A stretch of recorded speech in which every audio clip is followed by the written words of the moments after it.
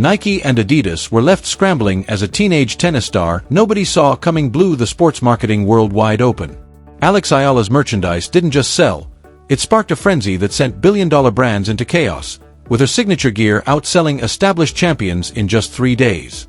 Suddenly, the biggest names in sportswear were battling over a player most casual fans barely knew, and corporate boardrooms were panicking over a young woman from the Philippines no analyst or executive had predicted would break the internet. Eala wasn't a Grand Slam champion and hadn't conquered the sport's biggest names in a dramatic final. She was simply a fearless, fast-rising talent with an aggressive baseline game and undeniable presence. The phenomenon began quietly when she posted a simple Instagram photo wearing a custom training outfit, clean, understated, accented with a subtle Philippine flag captioned with a humble "Ready for the grind? Let's do this." Within hours, fans flooded the comments demanding to know where they could buy it, e-commerce sites crashed, and small retailers saw limited stock vanish before lunch. What started in the Philippines, where Eala had become a symbol of hope and national pride, quickly spread across Southeast Asia, from Indonesia to Vietnam, as fans snapped up her headbands, wristbands, and shoes at lightning speed, leaving baffled retailers describing scenes of pre-dawn lines, overloaded checkout systems, and absolute madness. Resellers began snapping up bulk quantities and flipping them for triple the price on secondary markets, a clear sign this wasn't normal fan behavior, but a full-blown cultural moment disguised as a shopping spree. What made it truly extraordinary was that Alex Eala didn't even have a major endorsement deal. Most of her gear was generic, lightly customized by small regional brands trying to connect with a rising player, with no Nike swoosh, no Adidas 3 stripes, and no massive marketing campaign behind it. This was organic and real, and that authenticity is exactly what terrified the global sportswear giants. If a relatively unknown athlete could generate that level of commercial hysteria without their involvement, it called into question their ability to predict, control, and monetize the market. Sports marketing thrives on certainty algorithms, historical data, focus groups, and carefully calculated risk, but Eala shattered the model by tapping into something spreadsheets can't measure: authenticity, regional pride, and the hunger of an underserved audience finally seeing itself represented. When the first week's sales numbers were compiled, executives across the industry reacted with disbelief, quickly followed by panic as they realized they had completely missed the moment and were now forced to play catch-up in a game where second place already feels like defeat. The real shock came when leaked sales data went public, reportedly shared by a stunned junior analyst and picked up by a sports business journalist, spreading across the industry within 24 hours. The figures were staggering. Within just 72 hours, Alex Eala branded merchandise had generated more revenue than some established top 20 players earned in an entire quarter, with a player barely inside the top 200 outselling Grand Slam semi-finalists. Her headbands alone moved more units than signature collections from athletes ranked 10 times higher, and one simple navy training jacket with gold accents sold 40,000 units across Southeast Asia before Europe or North America even knew it existed, eclipsing in 3 days what some former Grand Slam champions were selling in a full month. Business analysts scrambled to make sense of it all, debating whether this was just a fluke, a short-lived spike fueled by social media hype, or evidence of something far more seismic, a fundamental shift in where tennis's real consumption power actually lived. Social media became the accelerant. TikTok unboxing videos of AA gear went viral by the thousands. Instagram stories showed teenagers from Jakarta to Bangkok building outfits around Eala's signature look, and Twitter threads dissected her fashion choices with the same intensity usually reserved for Grand Slam post-match analysis. Fan accounts dedicated solely to tracking her outfits gained tens of thousands of followers overnight, but the deeper numbers revealed an uncomfortable truth: the tennis market had been looking in the wrong direction for years. While brands obsessed over American and European audiences, pouring money into players tailored for traditional tennis fans, an entire region had been overlooked. Southeast Asia, home to more than 600 million people, was young, digitally connected, economically rising, and hungry for role models who looked like them, spoke their languages, and understood their journey. Alex Eala wasn't just a tennis player to these fans. She was proof that someone from their part of the world could compete globally, that success didn't require growing up in Florida or Barcelona, and that their dreams weren't unrealistic. The merchandise boom became a statement. Every headband was a vote, every shared photo a declaration that their markets mattered and had been ignored for too long. Retailers that had never stocked tennis gear were suddenly requesting Eala products. E-commerce platforms built dedicated sections around her merchandise. Regional brands that had taken early risks struck gold, and global giants were left frantically recalculating their strategies, realizing that legacy rosters meant little if you completely missed the future. Indonesian and Thai fans made it clear that the future wasn't waiting for permission from traditional tennis gatekeepers. It was buying Alex Eala training jackets at 2 in the morning and posting about it with pride. One marketing executive, speaking anonymously to a trade publication, admitted what everyone else was finally realizing. They had completely misread the room, spending 2 decades chasing the same demographic while an entirely new market was forming right under their noses, only to be taught that lesson by a 20-year-old from Manila in the most expensive way possible. The numbers had spoken, and the only question left was who would react first. Within 48 hours of the data going public, the scramble began, triggering an emergency meeting on a Thursday afternoon as Nike's tennis executives logged in from Portland, London, Shanghai, and Melbourne with a single agenda item: Alex Eala, and how a potential gold mine had developed without their signature. Nike rarely panics, but this wasn't about a competitor's move. It was about missing a fundamental market shift, and in sports marketing that kind of miss costs credibility as much as money. Internal discussions were intense as executives replayed the warning signs. They'd ignored her explosive social engagement, exponential follower growth across Southeast Asia, and heavy regional media coverage. Metrics that had been there all along but dismissed because their systems were calibrated for traditional markets. Within 72 hours of the leak, Nike reached out to Eala's management, framing the talks as exploratory while clearly trying to course-correct before the situation spiraled further.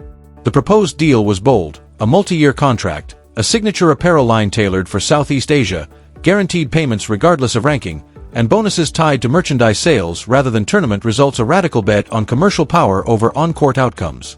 But Nike had a problem. They weren't alone. Word of Eala's merchandise explosion had spread across the industry, and once blood hit the water, competitors began circling fast. Timing became everything. Nike needed to move fast, but not so fast that it looked desperate, crafting an offer strong enough to shut out competitors while still protecting itself if the Eala phenomenon proved temporary. Every day of deliberation was a risk, another opening for a rival to swoop in. Behind the scenes, Nike was also in damage control mode, scrambling to understand the Southeast Asian consumer they had long overlooked.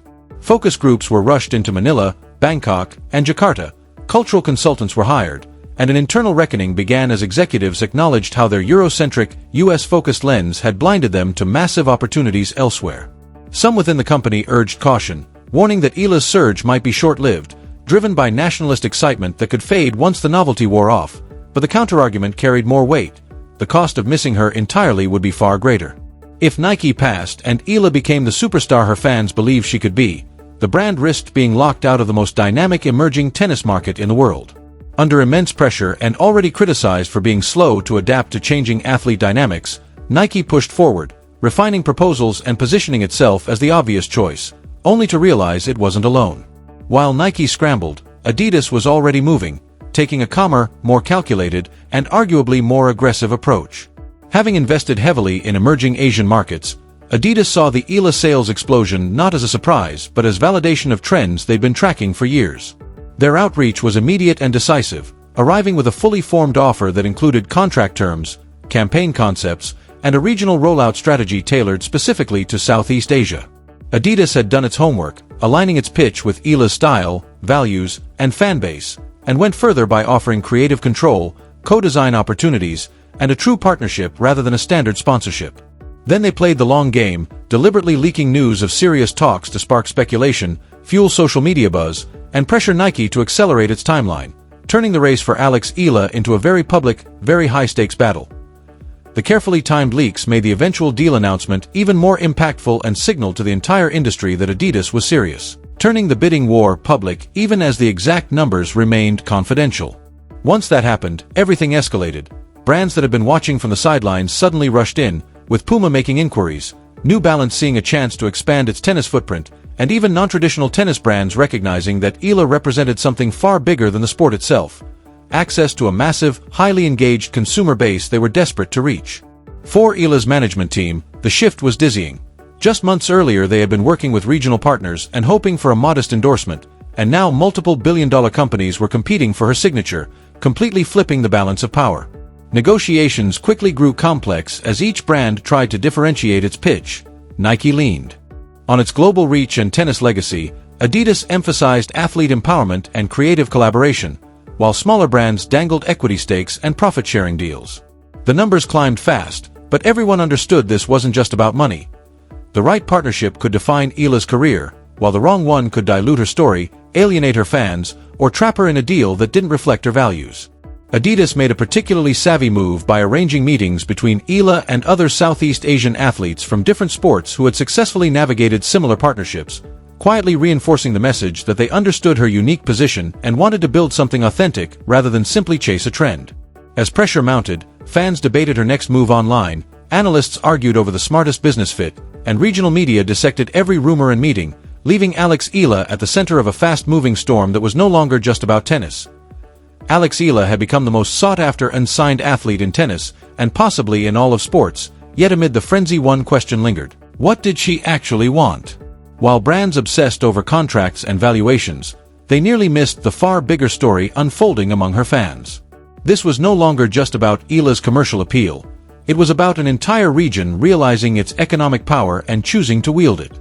Southeast Asian tennis fans had spent years on the margins, waking up at impossible hours to watch Grand Slams, buying merchandise never designed with them in mind, and supporting the sport passionately while being largely ignored by the marketing machine. Now, suddenly, they were the audience everyone was chasing. The Eala phenomenon became a rallying point as fan groups coordinated bulk purchases of her merchandise to send a clear message. We exist, we spend, and we will not be ignored. Hashtags like #Eala Effect and #ATennisFans trended globally, while fans produced highlight reels, photo edits, and deep analysis threads to amplify her visibility and value. But the movement went beyond one player, evolving into a demand for systemic change, with fans pressuring organizers for more Asia-friendly match times, calling out brands that sidelined Southeast Asian markets, and demanding representation in commentary, promotions, and governance. The economic impact was impossible to dismiss. Streaming platforms recorded sharp viewership spikes whenever Eala played, broadcasters saw engagement rivaling top 10 matches, and sponsors began asking what would happen when she cracked the top 100, the top 50, or lifted a WTA trophy. Critics brushed it off as hype, pointing to past regional surges that fizzled out, but they were missing the point entirely. This wasn't about one athlete's trajectory. It was about a market segment asserting its place. Fan voices captured it best, like a young Indonesian supporter who wrote, "For years, we were invisible to tennis. We loved the sport, but it didn't love us back. Alex changed that. When I wear her headband, I'm not just supporting her, I'm telling the tennis world we belong here too." A sentiment echoed thousands of times across languages and platforms, revealing something genuinely profound. The fan revolution also brought unexpected challenges, because with newfound economic power came intense scrutiny. Supporters grew fiercely protective of Eala, sometimes to the point of being possessive, debating which brand partnerships were acceptable and which would feel like selling out, calling out media coverage they viewed as dismissive, and aggressively defending her against even the smallest perceived slight. Eala herself appeared acutely aware of the responsibility she carried, speaking thoughtfully in interviews about representing not only the Philippines but the wider Southeast Asian region, acknowledging the weight of expectation while trying to stay focused on her development as a player. She understood that every decision, what she wore, who she partnered with, how she presented herself, would be dissected by millions of deeply invested fans. Brands learned this quickly as well, realizing that any partnership with Eala would come under relentless scrutiny from a fan base that felt a sense of ownership over her success. This wasn't a situation where a company could simply place a logo and move on. They would need to respect the cultural meaning she embodied, honor the community that had elevated her, and deliver products and messaging that genuinely served those fans rather than merely extracting profit. That was the hidden complexity behind the bidding war. It wasn't just about signing an athlete, but about earning the trust of an entire emerging market, where one misstep could instantly turn millions of potential customers into vocal critics.